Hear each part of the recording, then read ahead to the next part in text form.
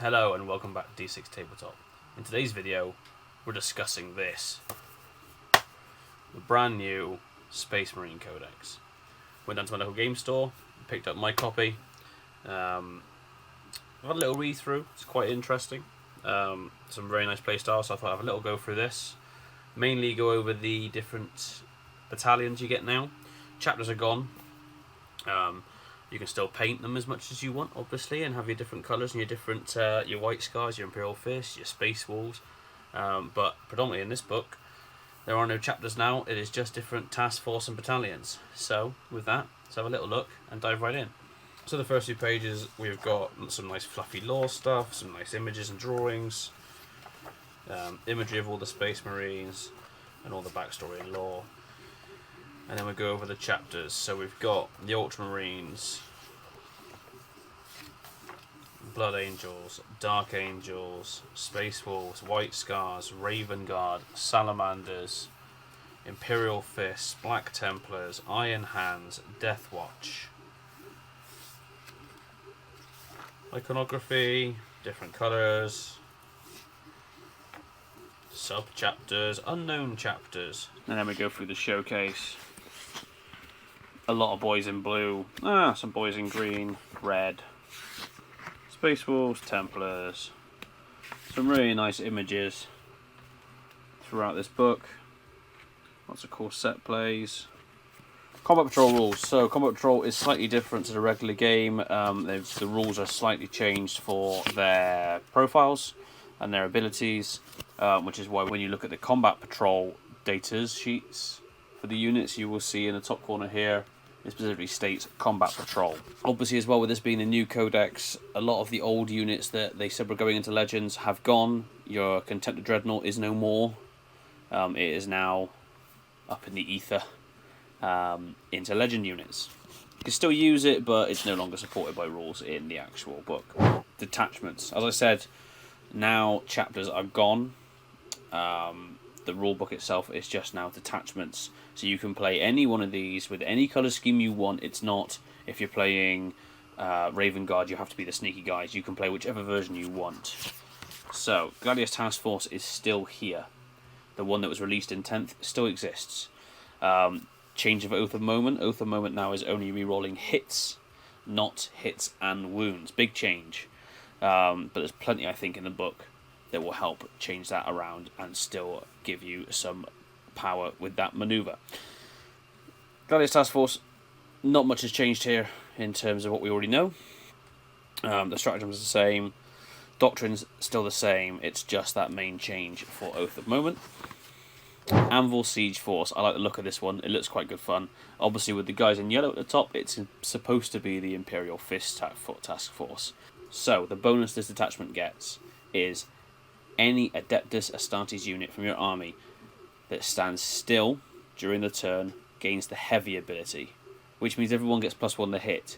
If they've already got a heavy weapon, they get +1 to the wound roll as well, which is brilliant when you think of things like tanks or heavy guns on troops, stuff like that. It's going to be, I think, really powerful, especially if you've got a lot of troops. I think a lot of dense saturation.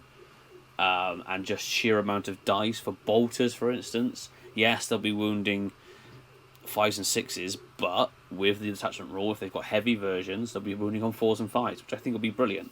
And a shed ton of dice. From what I've played so far, more dice as opposed to stronger weapons have always worked better for me. The enhancements are pretty nice. I quite like the Indomitable Fury one. Gravis model, first time the bearer is destroyed while a D6 into the phase. On a 2-up, he sets bearer back up on the battlefield as closest to possible to where it's destroyed. Sounds very Necron, but I like the idea that he might be dead, but he's not. He's back and carrying on again. Stratagems are cool. If I had to pick one I think that I like the most, I'll probably go with Battle Drill Recall. Until the end of the phase, ranged weapons equipped by models in your unit have the Sustained Hits 1 ability. If your unit remains stationary each this turn, then until the end of the phase, each time a model in your unit makes a ranged attack, a successful unmodified hit roll of 5 scores a critical hit. Combine that with the detachment rule, you're going to be hitting on 3s, wounding on either 4s or 5s if you're taking a bolter, but sustained and 5s meaning criticals. I think that's quite a nice little stack. Add in a character in there as well to give them another buff, make them auto wounding or whatever. And I think that in a nice little unit will be quite nice to have on the table. Moving on then, Iron Storm Spearhead. Now, judging by the picture at the top, this is meant to be the armoured version, or the Iron Hands. Their detachment rule is that once per phase, for each Adeptus Astartes unit in your army, you can reroll 1 hit, 1 wound, or 1 damage roll made for a model in the unit. Sounds very Eldar-like, but if you've got an army of dreads, or tanks, anything like that, I think that's going to be very powerful. I don't think there's really a bad thing in this detachment. It all seems pretty strong. I quite like the idea of giving the Tech Marine the target augury web, giving him an aura that every vehicle within 6 has the lethal hits ability. I'd run this as a full dread list. I took a couple of Tech Marines in, I have one main one giving that out the whole time.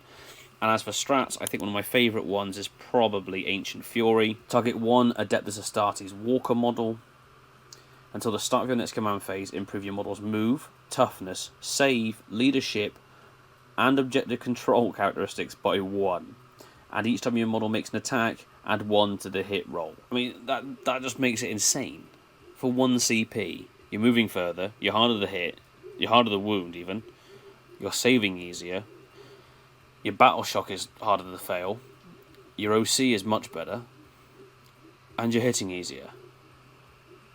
Re-rolling your hit roll again because of Oath of Moment. Re-rolling one of your wound rolls or damage rolls because of Armoured Wrath, the detachment rule. Like, that for me, that is one hell of a combo, which I think will be stick on a Ballistus Dread on the charge. That is going to be absolutely devastating. I can't wait to try it out. Moving on, the next one, Firestorm Assault Force. I wonder who this could possibly be for. As if the top wasn't enough. Loads of flamethrowers. It's clearly for the salamanders. Close ranged eradication. It's cool sounding. Ranged weapons equipped by an Adeptus Astartes models from your army have the assault ability, and each time an attack made with such a weapon targets a unit within 12, add 1 to the strength characteristics of the attack. So if you're taking all flamers, you're already auto-hitting. And now you've got a better chance of wounding as well. Enhancements. Forged in Battle's pretty nice. While the bearer is leading a unit, once per turn after making a hit roll or saving throw for the model unit, you can change the result to a 6. So you're either auto-hitting, if you've got a critical as well, go straight through, or auto-saving something. Again, sounds more like Eldar shenanigans. Or I'd be tempted to use a War-Tempered Artifice, making a Adeptus Astartes infantry model only, add 3 to the strength characteristic of the bearer's melee weapons. I quite like the idea of just getting in hard and fast with the models and slicing and dicing, so making him a lot stronger would be cool. Strats. 1 CP. Rapid Embarkation. 1 Adeptus Astartes transport unit that has no models in it, and 1 Adeptus Astartes infantry unit wholly within 6 of the transport. Your infantry can embark that transport. This happens at the end of the fight phase. You cannot target an infantry unit that is within engagement range of 1 or more enemy units. That cannot normally embark within that transport, or that disembark from transport this turn. The main thing I really like about this is at the end of the fight phase.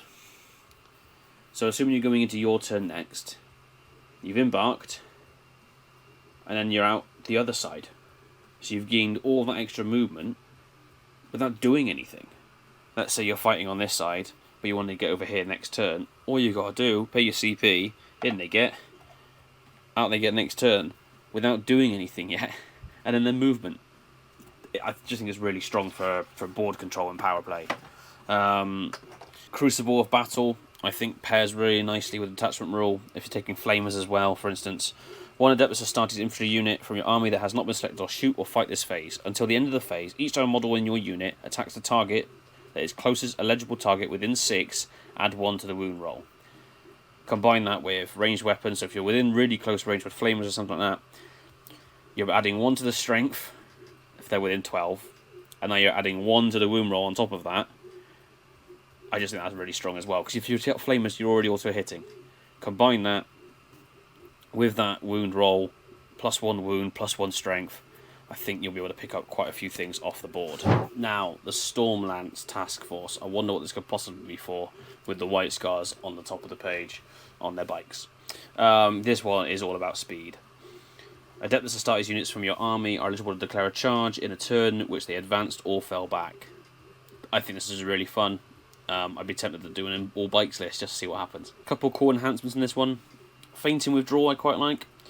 Adeptus Astartes model only, while the bearer is leading a unit, that unit is eligible to shoot in a turn it fell back. Combined with the detachment rule of being able to charge in a turn they advanced or fell back, means a unit is enabled to do everything. It can fall back, shoot, and charge, without any CP being spent or anything like that. Hunter's Instincts is another cool one. Basically, it means anything in strat reserves can come in turn 1. That's quite nice. I think 2 really cool stratagems here are Ride Hard, Ride Fast, making their -1 to hit, -1 to wound. Only works on mounted or flying vehicles, but if you've got bikes, then that's really cool, I think. And another one being Wind Swift Evasion. So in your opponent's movement phase, just after they've done a normal move, advance, or a fallback move, and they were within 9 inches of that enemy unit, they can then make a normal move of up to 6 inches. That's really cool for making charges that bit longer, or even getting onto an objective, anything like that. It's a great way of getting a bit of extra ball control or play, or helping to control the pace a little bit, I think. Vanguard. Now here's one I'm quite like to try, because it is the sneaky boys, given by the fact that the top of the page has just got Raven Guard on it. So, Shadow Masters. Detachment rule. Each time a ranged attack targets a Astartes unit from your army, unless the attacking model is within 12, -1 to hit, and the benefit of cover on your unit. I'd quite like to see if they had Lone Operative or something as well, but -1 to hit and cover is pretty good for being able to stay on the objective a bit longer, especially if you're playing like longboard control.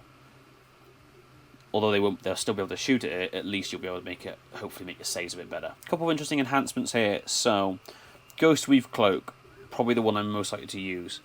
The model has the Stealth and Lone Operative abilities. If I'm right in thinking, we stick that into a unit, that gives the unit it as well.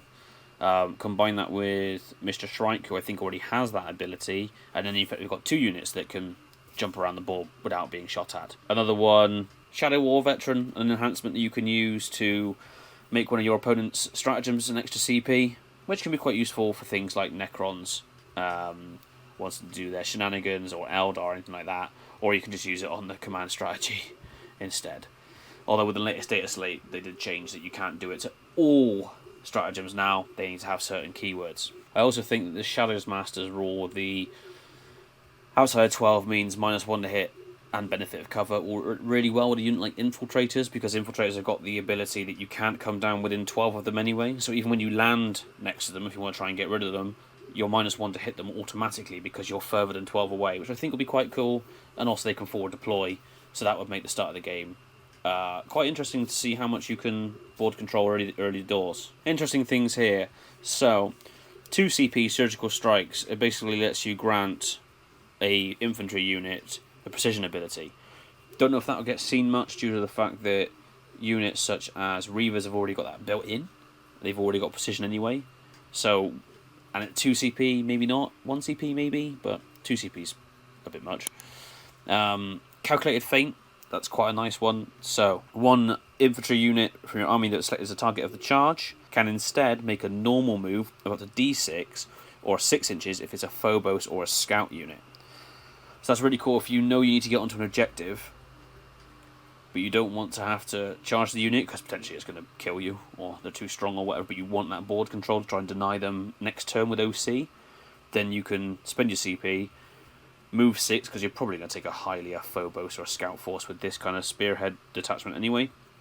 Get onto that objective, deny them their CP, deny them their OC, and deny them their points at the start of the next turn, helping you get that control. Yes, you might die next turn, or you might be able to use Overwatch, or you might be able to do something else, but you will deny them those primary points at the start of the turn, which can usually be the swing of a game. Another one I quite like is Strike from the Shadows for 1 CP. Until the end of the phase, each time a model in your unit makes a ranged attack that targets an enemy that is more than 12 inches away, improve the ballistic skill and armor penetration by 1. If one or more enemy units are destroyed as a result of these attacks, Select one of those destroyed models. That destroyed model's unit must take a battle shock test. Battle shock's changed now because of data slate, meaning that it's no longer roll it, see if you fail, then spend the CP. They have to decide at the start. So that could be crucial for them, making them to spend their CP early doors in their turn, or by letting them chance it, and if they fail it, even better. They can lose the objectives they're on, or stuff like that. It really makes your opponent think a bit more. And who doesn't like having an extra ballistic skill and an extra AP on their weapons for 1 CP? I really think this detachment is all about movement and board control, because I've got another one, Guerrilla Tactics here. At the end of your opponent's fight phase, just select up to 2 Phobos or Scout Squad units from your army, or one other Adeptus Astartes unit, infantry unit from your army, remove them from the battlefield and put them in the strategic reserves, as long as they're 3 inches away from all enemy models. So, at the end of the fight phase, if you've got units in your back line that you're thinking next turn you want to get, I don't know, engage for instance, you pay your CP and you can go, right, both of those are now going in those corners. Hooray, I've scored max points. That's, for me, for board control, it's really strong. A lot of this seems to be about board control, either early doors or later on in the game through CP. I really like that a lot. I think that'd be really cool. I'm looking forward to trying this one out probably the most. And the Iron Hands detachment, or whatever it was called. Not Iron Hands, because Iron Hands don't exist anymore. Iron Storm Spearhead. Either all dreads or all sneaky boys. I think that'd be great fun to play. Lastly but not least, we come to the First Company Task Force. I know quite a few people are excited for this one. I don't really know enough about Space Marine lore, because primarily I'm a Tau player. But everyone keeps saying that the First Company are really cool. I don't know why, but their stuff sounds quite fun. Their attachment rule allows them once per battle to get Old Oath of Moment back, so you get to reroll your hits and reroll your wounds against the target. Personally, for me, in enhancements, there's only one that really stands out for me that I would use. Fear Made Manifest. Adeptus Astartes model only. While an enemy unit, excluding monsters and vehicles, is within 6 inches of the bearer, each time that unit fails a battle shock test, one model is destroyed. Chosen by its controlling player. Just gone. And then once per battle, when such an enemy unit fails a battle shock test, you can choose D3 models instead. Now, some models are really hard to shift in this game.